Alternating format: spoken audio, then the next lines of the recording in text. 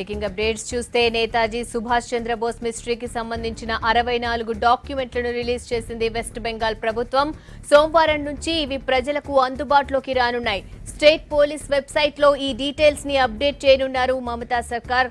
ఈ నిర్ణయంపై నేతాజీ మనవడు చంద్రకుమార్ బోస్ సంతోషం వ్యక్తం చేశారు. కేంద్ర ప్రభుత్వం దగ్గరున్న 150 డాక్యుమెంట్లను కూడా వెంటనే రిలీజ్ చేయాలని డిమాండ్ చేశారు.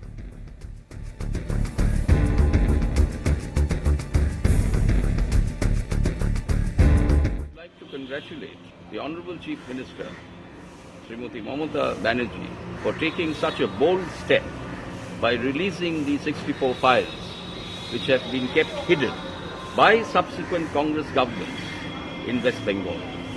Now we would like to know what exactly are in these files. The Indian people's demand that we must unravel the mystery. So I think Narendra Modi ji would finally take a call and disclose the entire file, 150 odd files which are there with the central government, and immediately write to President Putin, to the British Prime Minister, to the Japanese Premier and to the Chinese authorities. We must take this holistic approach, and this is the time we resolve this issue. And we must expose the traitors who betrayed the nation after independence.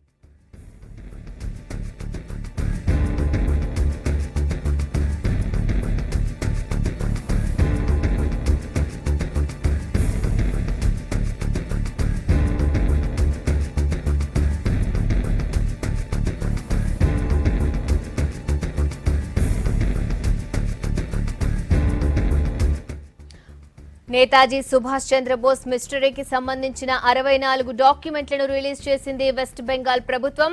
సోమవారం నుంచి ఇవి ప్రజలకు అందుబాటులోకి రానున్నాయి.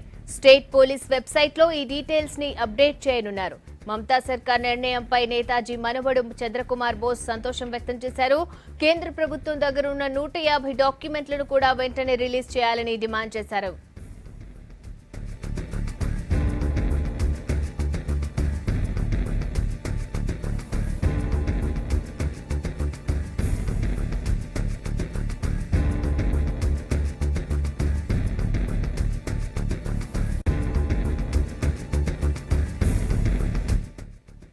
మనం అక్కడ ప్రత్యక్షంగా జరుగుతున్న దృశ్యాలను చూస్తున్నాము.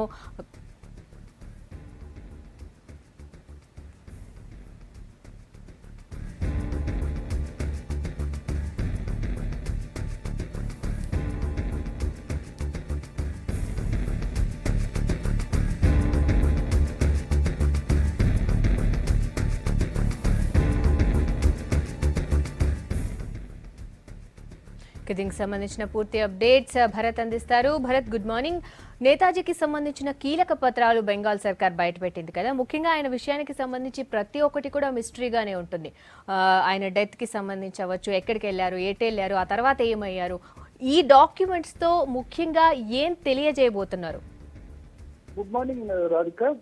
మమతా బెనర్జీ సర్కార్ ఒక కీలక నిర్ణయం తీసుకుంది. బెంగాల్ హోంశాఖ దగ్గర, బెంగాల్ ప్రభుత్వం దగ్గర నేతాజీకి సంబంధించి ఏవైతే ఫైల్ ఉన్నాయో వాటన్నిటిని డీక్లాసిఫై, అంటే వాటన్నిటిని ఇంతకాలం రహస్యంగా ఉంచిన ఫైల్స్ అన్నిటిని కూడా ప్రజలకు డైరెక్ట్ గా వెబ్సైట్ లో పెట్టి వాళ్ళు నేరుగా చూసుకునే అవకాశాన్ని మమతా బెనర్జీ సర్కార్ కల్పించింది.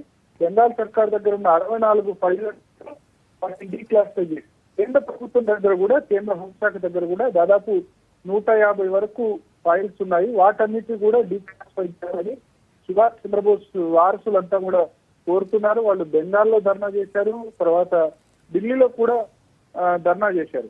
ఆయన అదృశ్యం వెనుక ఉన్న మిస్టరీ ఏంటో ఎవరికి కూడా ఇంతవరకు అడ్డుపట్టలేదు. 1-2 కమిషన్స్ కూడా వేశారు. అసలు నేతాజీ సుభాష్ చంద్రబోస్ ఎలా మరణించారు, ఆయన ఎక్కడున్నారు, కొద్దిమంది ఏమో విమాన ప్రమాదంలో మరణించారని చెప్తారు, మరికొద్ది మంది ఏమో ఇండియాలోనే ఉన్నారు, ఆయన ఒక బాబాగా చెలామణి అయ్యారని చెప్తున్నారు. సో ఎవరికి కూడా దాని విషయం అయితే అంతుపట్టలేదు.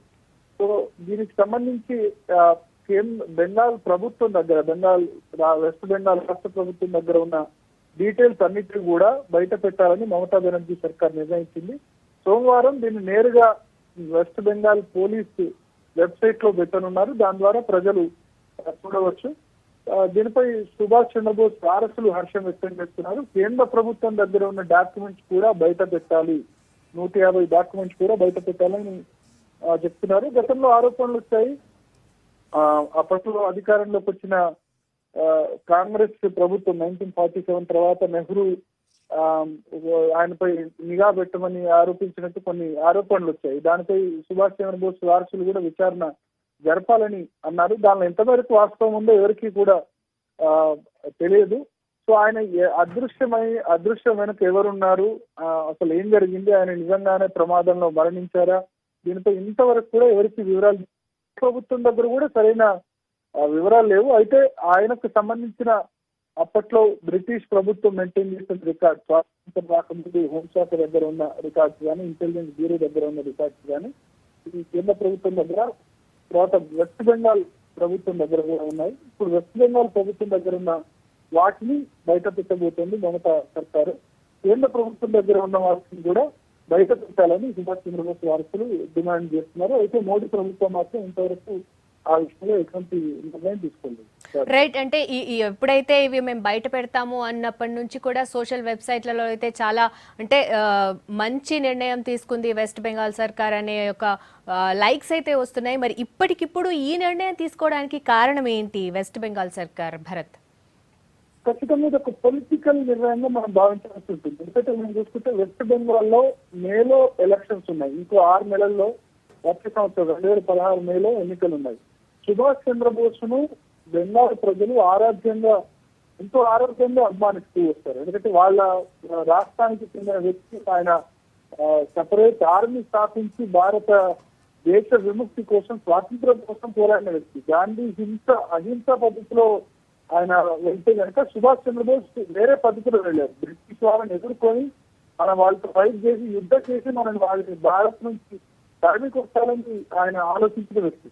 ఇద్దరి సిద్ధాంతాలు వేరేనా, ఇద్దరి లక్ష్యం మాత్రం గాంధీ సిద్ధాంతం, మిగతా సుభాష్ చంద్రబోస్ సంబంధించిన ఇద్దరి లక్ష్యం అయితే ఒకటే. ఆజాద్ హిందూ ఫౌజ్ని స్థాపించి సుభాష్ చంద్రబోస్ చేసిన సేవలు అయితే బెంగాల్ వాసులకు ఇంకా కూడా గుర్తున్నాయి.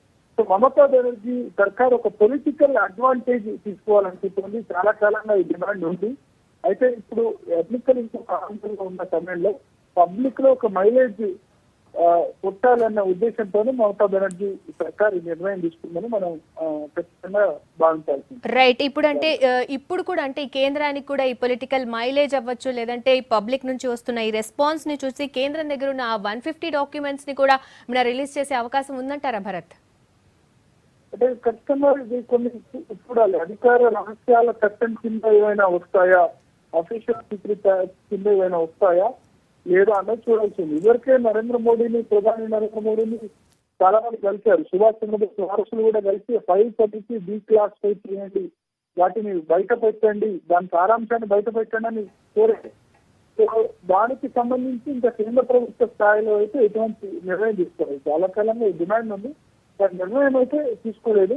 వెస్ట్ బెంగాల్ సర్కార్ ఈ నిర్ణయం తీసుకుంది కాబట్టి కేంద్ర ప్రభుత్వంలో కూడా ఏమైనా మూవ్మెంట్ ఉంటుందా అన్నది మనం చూడాల్సి ఉంటుంది. హోంశాఖ, ఇంటెలిజెన్స్ బ్యూరో వీటన్నిటిని సంప్రదించి నిర్ణయం తీసుకునే అవకాశం ఉంటుంది.